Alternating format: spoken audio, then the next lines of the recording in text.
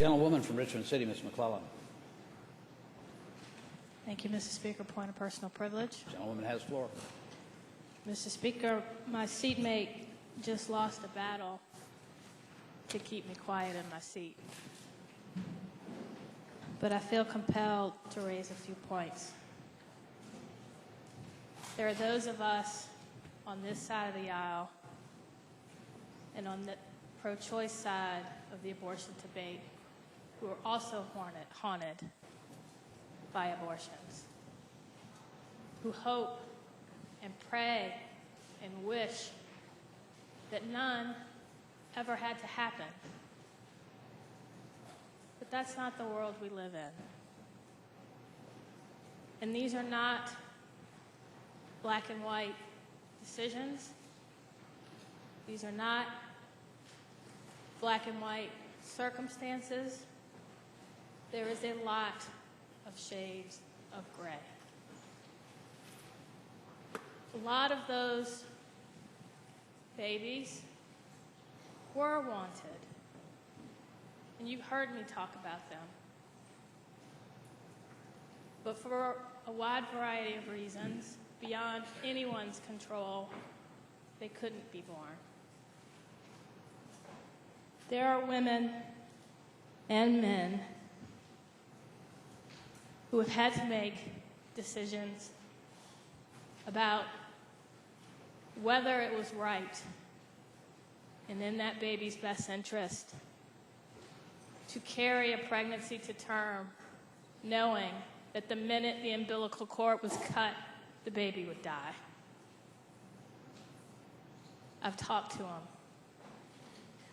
One family said to me, "I would rather die myself than to continue carrying that pregnancy to term and have to mourn again." I spoke this morning with someone who told me the story, how she had to quit working at a Catholic hospital as a chaplain because when a woman came in with a pregnancy that would not go to full term, the hospital refused to do anything until her water broke. And she went into labor to deliver a baby who would die. These are not decisions made cavalierly or lightly. And what frustrates me, I agree with the gentlewoman from, used to be Campbell, I can't remember where she's from now, Bedford, sorry, that we need to show each other respect. But do you know how many of these women have come down here and tried to tell their story and been either ignored, dismissed, or rude to, and left feeling victimized because they tried to tell their story and explain how laws that are made without looking at the details would have impacted an already tragic situation. If we want to prevent abortions, let's focus on how to prevent some pregnancies from happening to begin with. We don't talk enough about that here. There are debates at the national level, and even there, most of the people debating it don't have all the facts. I heard someone say that birth control and motherhood are inconsistent, that a mother wouldn't be on birth control. That's not true. Let's talk seriously about what we do to prevent teenage or unwanted pregnancies. Accurate and effective forms of family life education. Let's address some of the issues that are leading some women to decide to have an abortion for some reasons, but let's recognize that there are other reasons, not self-centered lifestyle choice decisions, but decisions of when do I end the suffering? Do I end the suffering before or after my water breaks and I have to go through labor? Legislation will not end abortions. There was a time in this country when they were illegal, and they happened anyway. And you know what happened? A lot of desperate, in many cases, girls who were afraid to talk to their parents or anybody else found somebody unqualified, without a medical degree, to help them, and they died. Because desperate people do desperate things. We cannot legislate medicine. We cannot legislate morality. We cannot legislate religion. And when we try, we make mistakes on this and many other issues. I sat in the other chamber and listened to the debate on the bill we're going to debate a little later. And a question was asked, when was the last time, has Virginia ever mandated a medical procedure? And they couldn't name a time, but I knew of a time. Virginia last mandated a medical procedure when we mandated sterilization, the compulsory sterilization of persons deemed to be feeble-minded, including the insane, idiotic, imbecile, or epileptic. And 6,683 people in Virginia,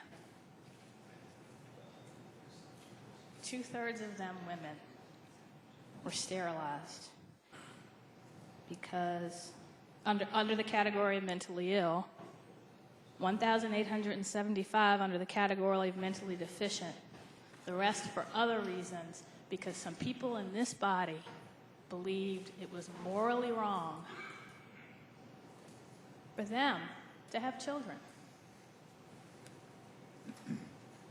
And if you ever read the case of the woman that went to the Supreme Court when the Supreme Court said that was constitutional,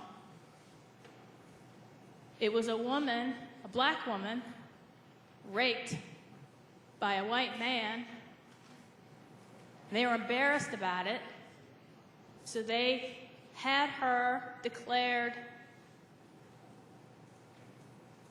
one of those categories. I believe they had her declared mentally deficient and took her to a hospital and sterilized her. Now, we heard in our prayer this morning, and I know there are people of faith of both sides. I grew up in the church at the feet of my father, who's a Presbyterian minister. Now, this morning, the minister asked us to bring justice, mercy, and compassion to this chamber. When we look at these bills, I ask you, where is the compassion and the mercy and the justice for the women whose stories you heard me tell, who wanted children very desperately, but had to decide whether to have an abortion because something went terribly wrong?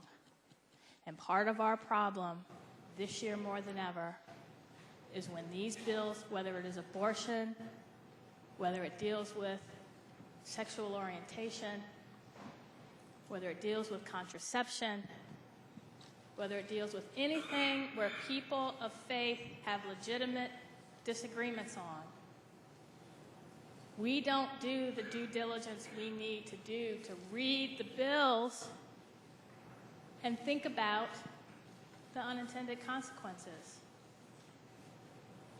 But the fact is, we cannot impose our individual views